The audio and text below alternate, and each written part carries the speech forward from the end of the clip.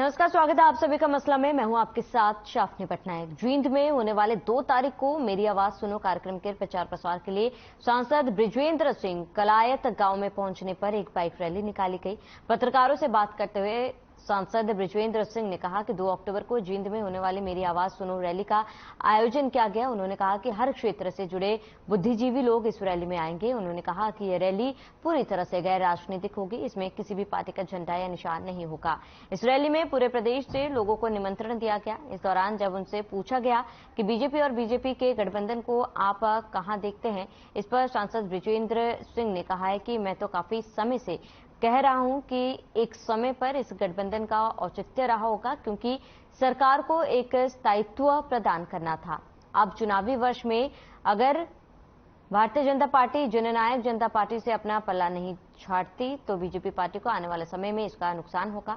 बता दें कि पूर्व केंद्रीय मंत्री और बीजेपी के वरिष्ठ नेता चौधरी बीरेंद्र सिंह 2 अक्टूबर को जींद में मेरी आवाज सुनो नाम की एक रैली निकाल रहे हैं। इस रैली की तैयारी को लेकर चौधरी बीरेंद्र सिंह के पुत्र और हिसार से बीजेपी के सांसद बृजेंद्र सिंह ने नारनौंद हल्के का दौरा किया था। उन्होंने गांव कोतकला, खेड़ी, चौपटा, राखीगढ़ी, बुढ़ाना व नारनौंद सहित विभिन्न गांव का मोटरसाइकिल यात्रा की और 2 अक्टूबर की जींद में होने वाली रैली को लेकर ज्यादा से ज्यादा संख्या में ग्रामीणों को पहुंचने का न्योता दिया था। अब इन सबके बीच बड़ा सवाल सरकार के गठबंधन के ऊपर भी उठ रहे हैं। हालांकि इस कार्यक्रम को गैर राजनीतिक तो करार दे दिया गया, लेकिन वास्तविकता क्या है ये तो रैली के दौरान ही पता चल पाएगा।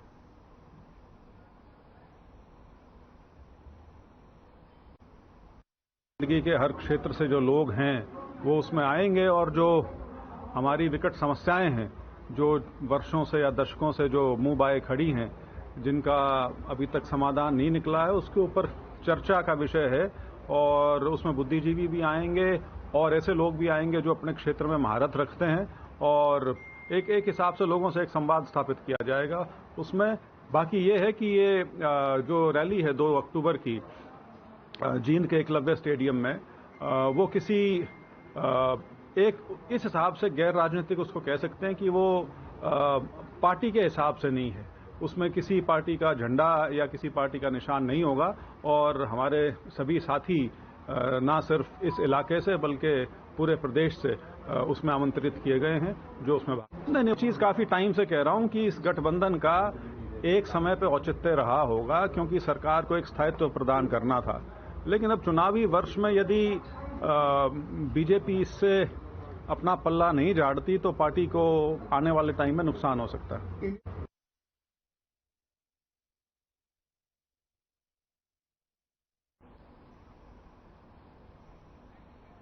तो 2024 की तैयारियों में जहां एक ओर तमाम पार्टियां जुटी हुई है, वहीं दूसरी ओर कहने की बीजेपी में गठबंधन को लेकर कई सवाल खड़े हो रहे हैं, जहां पर बीजेपी के वरिष्ठ नेता जो है गठबंधन के खिलाफ बोलते हुए नजर आ रहे हैं।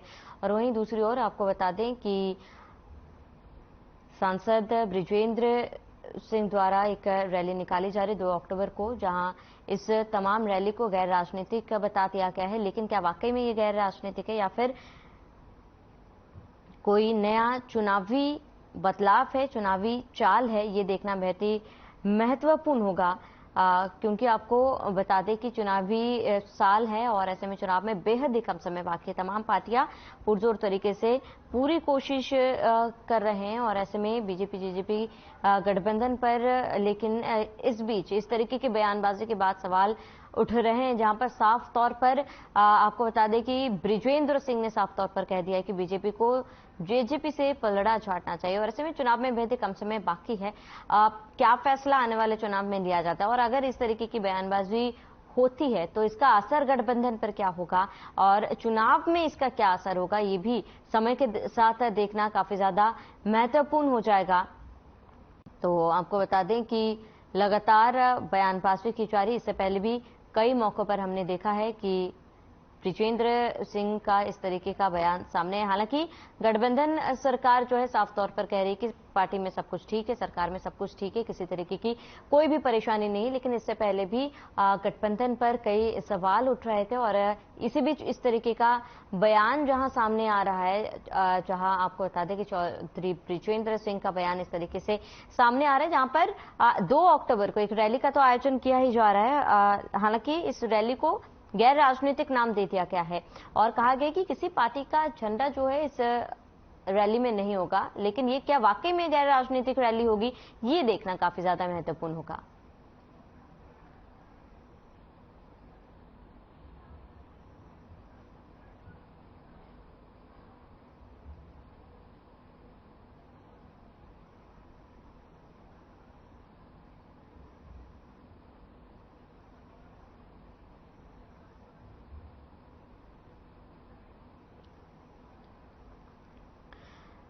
तो 2024 की तैयारियों में पार्टियां जुटी हुई है, लेकिन इसी बीच बड़ा सवाल कहीं ना कहीं सरकार के गठबंधन पर उठ रहे हैं। और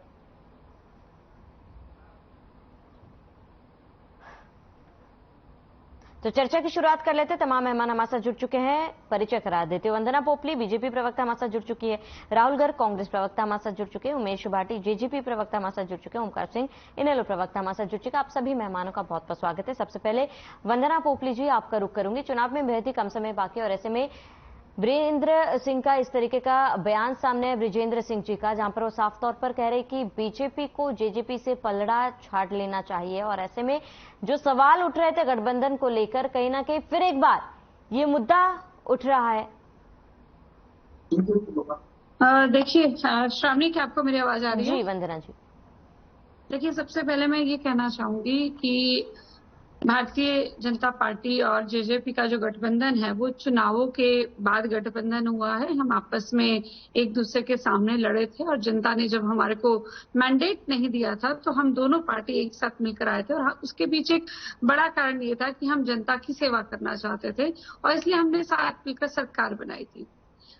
जहां तक आज के बयान की बात करना चाह रहे हैं, तो क्योंकि लोकतंत्र है, लोकतंत्र में सभी को अधिकार होता है अपनी राय देने का, तो बृजेंद्र सिंह जी ने भी अपनी राय दी है। लेकिन गठबंधन टूटेगा चलेगा ये तो बहुत क्लियर है, क्योंकि ये पोस्ट इलेक्शन वाला अलायंस है, तो ये 24 तक के चुनावों तक चलेगा। ये बार बार मेरे नेताओं के द्वारा भी कहा जा रहा है, हम सभी प्रवक्ताओं के द्वारा भी कहा जा रहा है। अपनी राय को रखना कुछ गलत नहीं है, उन्होंने अपनी राय को रखा, लेकिन ये भारतीय जनता पार्टी का स्टैंड नहीं है। भारतीय अगर कुछ भी आगे 24 में हम साथ रहेंगे या 24 से पहले हम साथ रहेंगे, ये सब जो डिसीजन है वो हाईकमांड करेगा। वो भारतीय जनता पार्टी का भी और जेजेपी का भी, वो दोनों मिलकर बैठकर डिसीजन लेंगे। तो प्रजातंत्र में इस प्रकार से मीडिया के सामने राय देना हमारी पार्टी की नीति में नहीं है। लेकिन एक व्यक्तिगत टिप्पणी है, ठीक है, लेकिन जो रैली 2 अक्टूबर को एक रैली का आयोजन किया जा रहा है और इसको गैर राजनीतिक नाम दिया गया है और कहा जा रहा है कि किसी भी पार्टी का झंडा जो है उपयोग नहीं किया जाएगा। इस रैली को लेकर भी कई बड़े सवाल उठ रहे हैं कि किस तरीके से एक अलग से रैली का आयोजन किया जा रहा है। देखिए, जहां तक रैली की बात है, क्योंकि राजनेता है, जनता से जुड़ने की बात है और ऐसी रैली पहली बार नहीं शुरू हो रहा है। और उसी तरीके से जो मुझे लगता है कि इन दोनों के भी जो है ना, बाप बेटों के पेट में भी दर्द हो रहा है, क्योंकि इनको समझ नहीं है कि ये निर्णय इनके लेवल की चीज की नहीं है। ये लेवल शीर्ष नेतृत्व जो है भारतीय जनता पार्टी का, जो शीर्ष नेतृत्व है और जो जननायक जनता पार्टी का शीर्ष नेतृत्व है, ये वो निर्णय लेंगे। जाहिर सी बात है, इलेक्शन अलग अलग हुए हैं, हम लोगों का जो गठबंधन हुआ है वो बाद में गठबंधन हुआ, लेकिन गठबंधन इस तरीके से हुआ कि दल भी मिले, दिल भी मिले, और दिल मिलने के बाद में दोनों दलों ने मिलकर काम किया वहां पर। लेकिन आप देखिए जिस तरीके से जो वक्तव्य आ रहे हैं इन लोगों के, अगर इनकी हिम्मत इतनी नहीं है कि अपनी रैली में ये भारतीय जनता पार्टी का झंडा भी लगा सके, मतलब ये उस रैली में झंडा क्यों नहीं लगा रहे? ये आप दिशा भी दे रहे हैं, निर्देश भी दे रहे हैं भारतीय जनता पार्टी को, समझा भी रहे हैं कि ये करना चाहिए, वो करना चाहिए, लेकिन अपनी रैली में कह रहे हैं कि नहीं जी, अपनी रैली में हमारा कोई भारतीय जनता पार्टी का झंडा नहीं होगा, हमारी रैली में जो है ना सिर्फ देश का झंडा होगा। तो ये किस हक से और किस सोच से जो है ये दोनों पार्टियों को ये समझा रहे हैं कि क्या करना चाहिए? मुझे लगता है कि इन दोनों को बैठ के आपस में घर में ये सोचना चाहिए कि हमें क्या करना है, क्योंकि ये दोनों को ही समझ नहीं आ रहा है इन लोगों को कि इनको भारतीय जनता पार्टी में रहना है या किसी और पार्टी में रहना है, कि नई पार्टी का गठन करना है। क्योंकि कहीं ना कहीं जो सीएम बनने की जो इच्छा है, जो नहीं बन पाए, ना कांग्रेस बन पाए ना बीजेपी में बन पाए, वो एक कुंठा जो इनके अंदर है, वो कुंठा कभी कभी निकल के आती है। और कुंठा पहले तो उनके निकल गए थे, अब तो बेटे के भी निकल के आ रही है कुंठा। शायद उनको भी लग रहा है कि मेरे पिताजी को सीएम बनना चाहिए। अरे सीएम काम करिए, मेहनत करिए, पार्टी अपने आप देखेगी किसको सीएम बनाना, किसको नहीं सीएम बनाना। भारतीय जनता पार्टी ने मनोहर खट्टर जी को सीएम बनाया। मनोहर खट्टर जी तो पॉलिटिकल आदमी नहीं थे, लेकिन वो लेकर आया, उनको बनाया, उन्होंने बहुत अच्छी सरकारें भी चलाई। तो ये निर्णय शीर्ष नेतृत्व का होता है।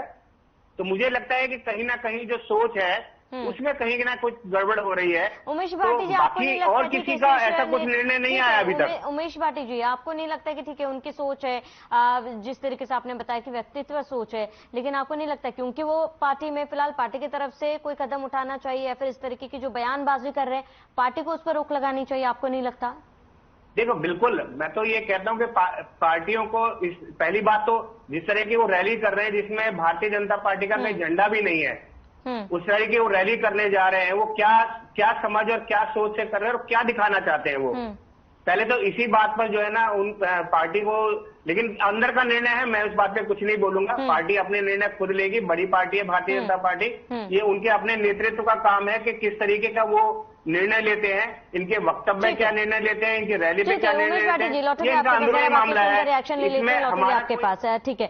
राहुल गर्ग जी, आपका रुख करूंगी क्योंकि अगर वीरेंद्र सिंह जी की बात की जाए तो वो दशकों तक कांग्रेस में भी रहे, हालांकि कांग्रेस में भी उनका बाकी रूप देखने को मिला था, और फिलहाल जिस तरीके की स्थिति है, क्या आपका रिएक्शन क्या है? आपको लग रहा है कि ये कांग्रेस के लिए कहीं ना कहीं फायदे वाली बात हो सकती है, एक प्लस पॉइंट हो सकता है कांग्रेस के लिए? देखो, सबसे पहली बात तो ये है, यदि वीरेंद्र जी या विजेंद्र सिंह जी कांग्रेस में आना चाहेंगे तो उनका मोस्ट वेलकम है, फर्स्ट बात। सेकंड बात ये है, ये इंटरनल मामला है दो पार्टियों का, बीजेपी और जेजेपी, कि वो दोनों आपस में लड़ रही है। उनका गठबंधन की सरकार है स्टेट के अंदर और वो आपस में लड़ रही है, उनकी फूट नजर में आ रही है। मैं उनकी भावना समझ सकता हूँ विजेंद्र सिंह जी की, उन्होंने ऐसा क्यों बोला, क्योंकि जेजेपी जो है वो डूबता हुआ जहाज है। मैं जेजेपी के प्रवक्ता जी को बताना चाहूंगा कि जब ये वोट मांगे गए थे ना, जब बीजेपी कहती थी 75 पार और दूषण जी कहते थे यमुना पार, और बाद में जब ये सरकार इनकी बनती दिखी तो ये बीजेपी के गोद में जाके बैठ के अपनी सरकार बना ली। और जो आम जनता ने जेजेपी को वोट दिए थे वो बीजेपी के अगेंस्ट दिए थे जेजेपी को। दूसरी चीज बता दूं, जो जितने इनके ये 10 विधायक है, 10 विधायक में से 7 विधायक तो खड़े पांव दूसरी पार्टियों से छोड़ के जेजेपी में आए थे, जिनको टिकट नहीं मिली थी। चाहे आप बबली जी को ले लो, चाहे बरवाला से जोगीराम जी को ले लो, चाहे अपना शाहबाद से अपना काला साहब को देख लो, चाहे आप नरवाना से देख लो, चाहे नारनौल से देख लो। आप कह रहे हो जो अपना प्रवक्ता साहब, जेजेपी और बीजेपी की जो जोड़ी है, सीएम और डिप्टी सीएम की जोड़ी है, वो मिलकर विकास करा रही है। विकास कहाँ करा रही है? ये घोटाले करा रही है। आपको पता होगा रजिस्ट्री घोटाला इस सरकार के अंदर हुआ, दारू घोटाला इस सरकार के अंदर हुआ, यासी घोटाला इस सरकार के अंदर हुआ, पेपर लीक इसके अंदर हुए। तो आप कर कहां से रहे हो? आप कह रहे विकास करा रहे।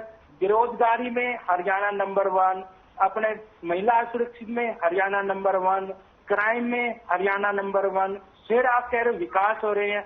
दूषण जी ने ये बात कही थी युवाओं के लिए, आपको बताता हूँ, दूषण जी ने ये बात कही 75% रोजगार उद्योग के माध्यम से युवाओं को दिया जाएगा। आप 75 युवा दिखाएं जिनको रोजगार उद्योग के माध्यम से दिया गया हो। एक युवा नहीं है जिसको उद्योग से रोजगार दिया उद्योग के माध्यम, ये आप लोगों का था। बुढ़ापा पेंशन की बात आई, 5100 रुपए बुढ़ापा पेंशन दिए, वो दे दिए। बुढ़ापा पेंशन देनी तो दूर, जिंदा जो बुजुर्ग है उनको मृत दिखा के उनकी पेंशन बंद कर दी गई है। ये आज आप देखो ना, उसके अंदर पोर्टल की आप बात करते हो कि पोर्टल पे हम सरकार लेके आ गए हैं। पोर्टल है क्या? आप कहते हो कि सड़क कहीं पे टूटी हुई हो, उसका पोर्टल पे आप डालो, आपकी रोड रिपेयर हो जाएगी। पंचकुला शहर दूसरा कैपिटल माना जाता है, और पंचकुला शहर के कोई सेक्टर आप ले लो, कोई सेक्टर के अंदर आपकी रोड ठीक हो तो आप उसके अंदर आप देख लो। आप किसान के मामले में राहुल गर्ग जी, जरूर ओमकार सिंह जी से उनका रिएक्शन जान लेते हैं, फिर लौटूंगा आपके पास। ओमकार सिंह जी, आपका रुख करूंगी। जिस तरीके की परिस्थिति फिलहाल बनी हुई है, एक तरफ रैली किया जा रहा है, उस तरफ गठबंधन को अलग करने की भी बात कही जा रही है, आपका क्या सोचना है इस पर? श्रावणी जी, देखिए, मैं तो दोनों पार्टियों को इतनी मजबूर कैसे कभी नहीं देखा। देखिए, जब वंदना पोपली की बात कर रही थी तो वीरेंद्र सिंह जी का पक्ष ले रही थी, वो कह रही थी कि उनको स्वतंत्रता है, कुछ भी कर सकती है। उस वक्त भाटी साहब की शक्ल देखने वाली, और जब भाटी साहब कह रहे थे कि ये पार्टी को निर्णय लेना चाहिए, ना पार्टी का झंडा है, वो कैसे रैली कर रहे हैं, और ये पिता पुत्र को एक नई मोड़ अपनी राय दे रहे थे। उस वक्त वंदना पोपली जी बड़े अफसोस का मुंह लटका के बैठी थी। मतलब दोनों एक दूसरे की बातें सहन कर रहे थे। जैसे गठबंधन जो है मजबूरी का गठबंधन। और देखो बाकी साहब ने तो दो बातें लड़ के आपके पास ही आ रही हैं। अभी दो बातें कही बाकी साहब ने। एक बात तो कही इन्होंने कि सीएम और डिप्टी सीएम की जोड़ी खूब बढ़िया। हाँ बिल्कुल खूब बढ़िया। 2024 के चुनाव में तुम्हारे को पता लग जाएगा कितनी बढ़िया। दूसरी बात इन्होंने कही कि हम हरियाणा को नंबर 1 बनाने जा रहे हैं और बना भी रहे। यस बना रहे हैं। महंगाई, बेरोजगारी, भ्रष्टाचार, अपराध, पेपर लीक, प्रॉपर्टी आईडी, परिवार पहचान पत्र, बुजुर्गों की पेंशन कार्ड देना, पीले राशन कार्ड देना, महिलाओं की दुर्व्यवस्था, ये इतने सारे मामले हैं जिनमें नंबर 1 ही तो बना दिया इन्होंने। और पोर्टल में भी नंबर 1 बना दिया है। हर रोज नया पोर्टल, हर रोज नया पोर्टल।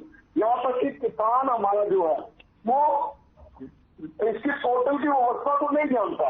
उसको सीएससी सेंटर जाके 200 रुपए से 500 रुपए देने पड़ते हैं अपने। तरीके की बयानबाजी चल रही है क्योंकि देखिए बीजेपी के वरिष्ठ नेता है, सांसद है बृजेंद्र सिंह जी, और ऐसे में इस तरीके का बयान आपको नहीं लगता है कि समाज में जनता के बीच कहीं ना कहीं गलत मैसेज जा रहा है? क्योंकि एक लोकल लेवल पर कुछ आना और सरकार में जिस प्रकार से खिंचाव है उस वजह से ये बयान है। और मैंने लास्ट में अपनी बात कंप्लीट करते हुए कहा था, क्योंकि आपने मुझे उस समय रोक दिया था, वो बात पूरी नहीं हो पाई। इस तरह का बयान देना जो है हमारी रीति नीति में नहीं है। लेकिन कंवरपाल गुर्जर जी ने बड़ा क्लियरली कहा, उनसे भी ऐसे प्रश्न पूछा गया तो उन्होंने कहा कि ये चौधरी वीरेंद्र सिंह जी का स्टाइल है, विजेंद्र जी का स्टाइल है, वो इस तरह की बात करते हैं। कांग्रेस में भी थे तो भी इस तरह की बात करते थे। तो मुझे लगता है इससे भी समझ जाना चाहिए कि वो क्या कहना चाह रहे हैं। हमारी पार्टी में इस तरह का बयान देना हमारी रीति नीति में नहीं है। लेकिन उन्होंने एक अपनी राय रखी है। इसका मतलब ये नहीं है कि जो बयान है वो हाईकमांड का है या बड़े नेताओं का है। ये जो डिसीजन है ये ना विधायक के लेवल पर होंगे ना सांसद के लेवल पर होंगे, ये तो राष्ट्रीय लेवल पर ही होंगे। और अभी क्योंकि ओंकार सिंह जी पोर्टल को लेकर बहुत सारी बात कर रही थी, उससे पहले उन्होंने कहा कि मुंह जो है कुछ इस तरह कह रहे थे कि मुंह लटकाया हुआ था। लेकिन मैं आपको बता दूं ओंकार सिंह की मेरी आदत है कि जब भी किसी 3 या 4 लोगों के बाद बारी आती है तो मैं लिख लिया करती हूँ कि क्या क्या पॉइंट्स है, उसका जवाब दे सकूँ। वो हर एक के बारे में मेरा सिर नीचे होता है। सिर नीचे होने का मतलब सिर लटका हुआ नहीं है, मुंह लटका हुआ नहीं होता है। मतलब मुंह लटकाने की तो उसको जरूरत है ना कि जिसने अपने समय में, अभी आप कह रहे थे कि जनता का सेवक बन के रहना चाहिए, राजतंत्र नहीं है।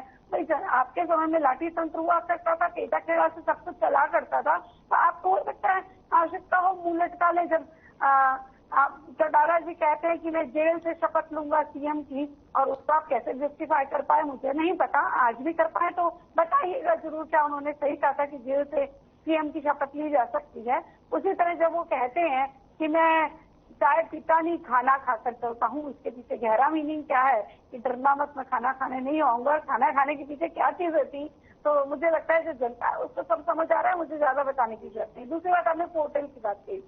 पोर्टल में मैं ये मानती हूँ कि जनता की जेब में सरकार आ चुकी है।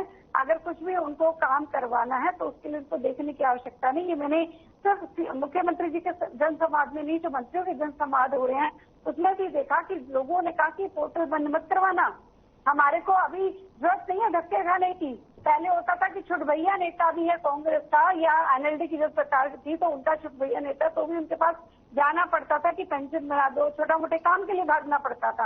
आज मोबाइल निकाला। ठीक है, आप वंदना जी, क्योंकि समय की कमी, जरा बाकियों से भी उनका रिएक्शन जान लेते हैं। एक इम्पोर्टेंट बात और कहना चाहूंगी। यहाँ पे अभी कांग्रेस के प्रवक्ता है गठबंधन पे बहुत प्रश्न लगा रहे थे। मुझे लगता है इनको अपने राष्ट्रीय लेवल पर जो महागठबंधन बना है उस पर देखना चाहिए। अधीर रंजन जी क्या कह रहे हैं, ये ममता में डेंगू है। मतलब जिनके साथ इन्होंने गठबंधन किया हुआ है उन पर प्रश्न चिन्ह उठा रहे हैं। वो कह रहे हैं ममता जी डेंगू गई है। दिल्ली में कांग्रेस कहती है हम अकेले लड़ेंगे, हम आम आदमी पार्टी के साथ नहीं लड़ेंगे। हरियाणा में भी यही हाल है, तो सब जगह यही हाल हो रहा है। राष्ट्रीय लेवल के नेता कह रहे हैं कि हम गठबंधन करते हैं, लोकल लेवल के नेता कह रहे हैं कि जाओ जी राहुल गांधी जी आप कौन होते हो, हम डिसाइड करेंगे। सोनिया जी आप कौन होते हो, हम लोग डिसाइड करेंगे। खड़गे जी आप कौन होते हो। तो ये गठबंधन पे ये तो भाषण कम से कम नहीं दे। मेरी जो ठीक है वंदना जी, मैं लौटूंगा आपके पास क्योंकि समय की कमी है। जरा बाकी से उनके राय ले लेती हूँ। उमेश भाटी जी, आप क्या कहना चाह रहे हैं?